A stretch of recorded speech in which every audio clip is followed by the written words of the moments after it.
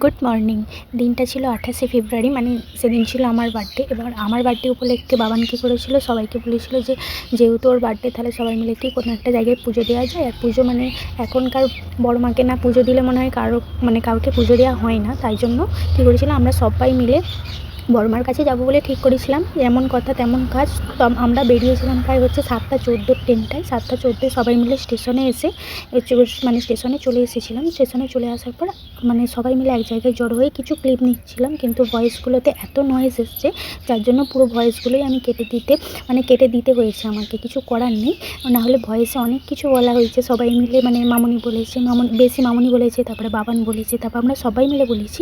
কিন্তু কি করব বলো, নয়েজের কারণে আমাকে পুরো ভয়েসটা কেটে দিতে হয়েছে। তাই জন্য আমাকে আলাদা করে ভয়েস দিতে হচ্ছে। যাই হোক, প্রথমে আমরা যেহেতু আমাদের বাড়ি যেহেতু হরিপাল থেকে আমরা ট্রেন ধরে নিয়েছিলাম। ট্রেন ধরে নিয়ে প্রথমে কী করেছিলাম, ট্রেনে করে শেওড়াফুলি পর্যন্ত চলে গেছিলাম এবং শেওড়াফুলি থেকে তারপর আবার চুঁচুড়ার ট্রেন ধরেছিলাম। চুঁচুড়ার ট্রেন ধরে চুঁচুড়া স্টেশনে নেমে সেখান থেকে টোটো বা অটো যে যেরকম পারবে বা গাড়িও পাওয়া যায় ফেরিঘাট যাওয়ার জন্য। এবার ফেরিঘাট যাওয়ার পর একটুখানি হেঁটে গেলেই মানে টোটো বা অটো যেখানটা দাঁড়াচ্ছে সেখান থেকে মানে ফেরিঘাট একটুখানি হাঁটা পথে ফেরিঘাট যেতে হবে। ওই হাঁটা পথে ফেরিঘাট যাওয়ার পর তারপর এবার লঞ্চে করে ওপারে গেলেই বড়মা। এটা মানে আমাদের বাড়ি থেকে এতটা কাছে, আমরা ভাবতাম অনেকটা হয়তো দূরে, কিন্তু অনেকটা দূরে নয়, অনেকটাই কাছে। মানে একটুখানি হাতে টাইম বের করে যাওয়াই যায়।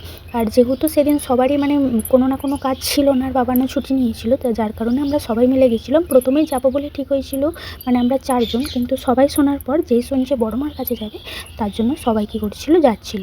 আর এই সবাই যাওয়ার মধ্যে কিছু মানুষ বাদ হয়ে গেছিলো, তাদের কাজ পড়ে গেছিলো, যেতে পারে না।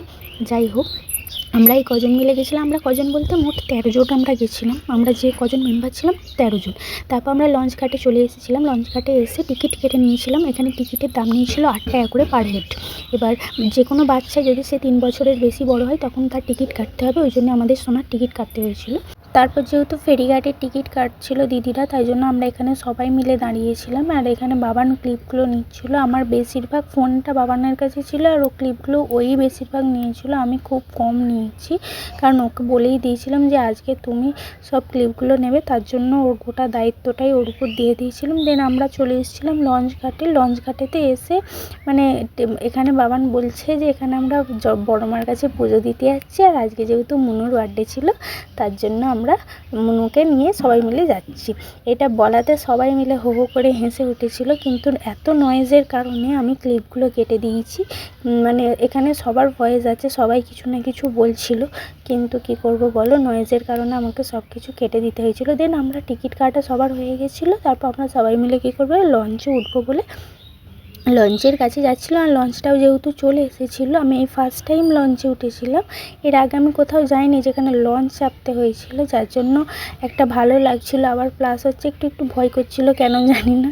মানে ফার্স্ট টাইম বড়মার কাছে যাচ্ছি, কোনো কিছু যদি মানে খুঁত হয়ে যায়, এই খুঁতের ভয়টা প্রথম থেকেই ছিল, যদি খুঁত হয়ে যায়, যার কারণে একটু ভয় লাগছিলো। আর এরকম নদী পার হয়ে আমি মানে জীবনে প্রথমবার কোথাও লঞ্চে নদী পার হয়ে যাচ্ছি। আমি তাই জন্য বাবানকে বলছিলাম যে আমার বার্থডেতে এটা হচ্ছে আমার কাছে সবথেকে বড় গিফট। আমি ভাবিনি ও সত্যি করে, ও বলছিল একদিন বড়মার কাছে আসবে, বাট ও যে আমার বার্থডের দিনকেই আমাকে নিয়ে যাবে আমি বুঝতে পারিনি। আমরা সবাই মিলেই প্ল্যান করছিলাম কদিন ধরে, অনেক দিন ধরে প্রায় প্ল্যান করছি যে বড়মার কাছে যাব, কিন্তু বাবান হঠাৎ করে বলে তোর যেহেতু বার্থডেটা সামনে আসছে যার জন্য তোর বার্থডেতেই যাব। দেন আমরা লঞ্চ ঘাটে মানে পারাপার হয়ে গেছি। পারাপার হয়ে এখানে গঙ্গা ছিল, গঙ্গাতে সবাই যারা ডন্ডি দেবে তারা কী করছিলো, গঙ্গাতে স্নান করে ডন্ডি দেওয়ার জন্য প্রস্তুতি নিচ্ছিল। দেন আমরা হাঁটতে পুরো বড়মার কাছে চলে এসেছি। আর এখানে বড়মার মানে মন্দির শুরু হওয়া থেকে আমরা প্রথমে একটা ডালা নিয়ে নিয়েছিলাম, যে যেরকম পাচ্ছে, কেউ 50 টাকার ডালা নিচ্ছে, কেউ 101 টাকার ডালা নিচ্ছে। আর আমাদের যে গ্রুপটা ছিল তার গ্রুপের মধ্যে 101 টাকার একটাই ডালা নেওয়া হয়েছিল, বাকি সব 50 টাকার ডালা নেওয়া হয়েছিল। বাবান বললে 101 টাকার ডালাটা তুই নি, যার জন্য আমরা লাইনে দাঁড়িয়েছিলাম। আর বড়মার মানে এতই ভক্ত কি বলবো, মানে প্রায় 5-6 হাজার লোকের পিছনে আমরা লাইন দিয়েছিলাম। আর আমরা গিয়ে ওখানে পৌঁছেছিলাম 9টা, ওই 9:45টার মধ্যে, এবং আমরা সেখানে লাইন দিয়েছি 9:12 থেকে প্রায় 12:30 পর্যন্ত।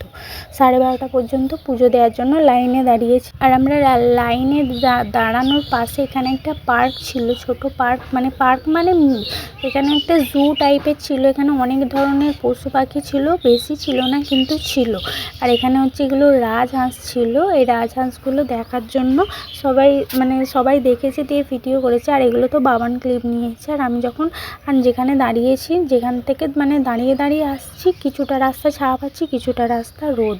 এই যার কারণে একটা ছাতা নিয়ে যাওয়া হয়েছিল। ছাতাটার মধ্যে যখন যে পাচ্ছে ছাওয়াতে মানে দাঁড়াচ্ছে, সবসময় তো আর রোদে দাঁড়িয়ে থাকা যায় না। আর এখন এই টাইমটাই মানে মার্চের শুরুতেই তোমরা জানো রোদটা কি প্রখরভাবে হয়। আর এখানে মানে এত সব দোকান বসেছে, আর দোকানে খালি বড় মায়ের ছবি, মানে এত সুন্দর সুন্দর ছবি, যেন মনে হচ্ছে সব কটা ছবিই নিয়ে এনে সবাইকে দিয়েছে বড় মার ছবি। যাই হোক, দিয়ে তারপর আমরা কী করছি, পুরো মন্দিরের সামনে চলে এসেছি। মন্দিরের সামনে অনেক ধরনের শাড়ি সদ্য ডালাও বিক্রি হচ্ছিলো, মানে যেভাবে তত্ত্ব সাজায় সেই তত্ত্বও সাজানো হচ্ছে, মানে তত্ত্ব সাজানো ডালা পাওয়া যাচ্ছিলো। যার কারণে আমি আর আমার বান্ধবী ডিসকাস করছিলাম যে আমাদের যদি বিয়ে ঠিক হয়, আমরা এইভাবে তত্ত্ব সাজিয়ে মাকে নিমন্ত্রণ করতে আসবো। তারপর কী করছিলাম যে আমরা পুরো মন্দিরের সামনে চলে এসেছিলাম। মন্দিরের সামনে আসতে আমাদের টাইম লেগেছিলো প্রায় 3 ঘন্টা, মানে 9টাতে লাইন দিয়েছি আর এসে পৌঁছেছি 12টায়, মানে এত বড় লাইন ছিল। যাই হোক, দিয়ে আমরা মন্দিরের সামনে এনেছি। মন্দিরের ভিতরটা মানে ঢুকছি যখন একটা আলাদাই ফিলিংস, মানে ওটা বলে বোঝানো যাবে না, সত্যি কথা।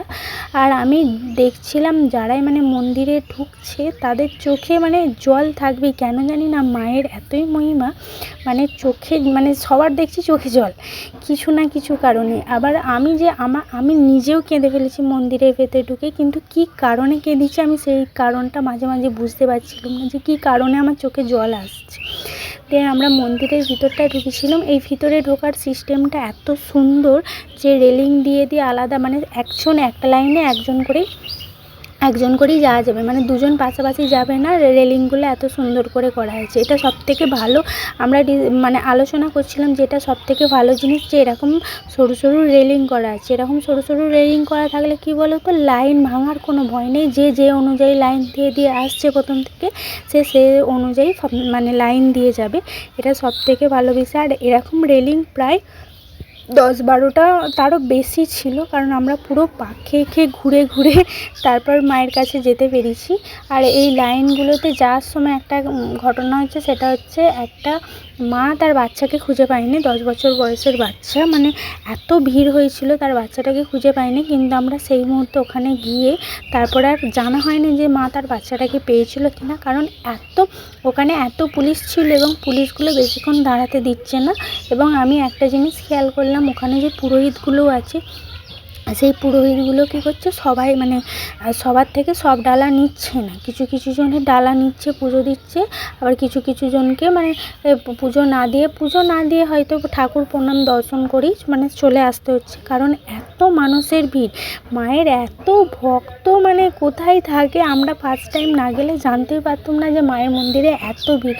আমি ফার্স্ট টাইম কোনো মানে মন্দিরে পুজো দিতে এসে এত ভিড় দেখছিলাম। আর যেহেতু একদল করে পাঠানো হচ্ছিলো, পাঠানো হওয়ার পর একদল করে দিচ্ছিলো। আর এখানে দেখছিলাম মায়ের পাশে কৃষ্ণও আছে, ওটা সবথেকে ভালো লেগেছে আমার, যে মায়ের মন্দিরে এসে কৃষ্ণকেও দেখা হয়ে গেছে। সবথেকে ওটা আলাদাই ফিলিংস, বলে বোঝানো যাবে না। আর যখন বাবান এখানে আমার ক্লিপটা নিয়েছিলাম তখন কাঁদছি, আমি নিজেও বুঝতে পারছিলাম না যে কেন চোখ দিয়ে মানে জল বেরোচ্ছে, মানে নিজেকে বাইরে এসে নিজেকে প্রশ্ন করছি যে কেন চোখ দিয়ে আমার জল আসছিলো। আর তারপর তো এতক্ষণ আমরা লাইনে দাঁড়িয়ে যখন মায়ের কাছে ঢুকলাম, তখন আর কিছু মনেই হয়নি যে না সত্যি কোনো কষ্ট হয়েছে, কোনো কিছু মনে হয় না, মায়ের এতটাই মহিমা। যাই হোক, তারপরে শেষ পর্যন্ত আমরা মায়ের দর্শন পেয়েছিলাম। এমনকি এই যে ডালাগুলো নিচ্ছে, এই ডালাগুলো আমার ডালাটাও আমি ভালো করে পুজো দিয়েছি।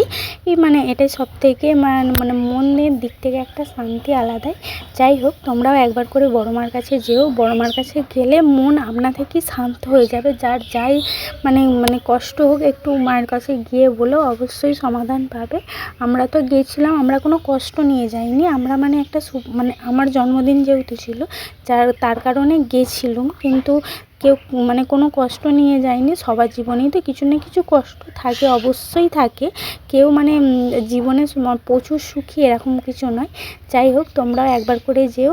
ধর্ম হোক যার যার, বড়মা সবার। জয় বড়মা।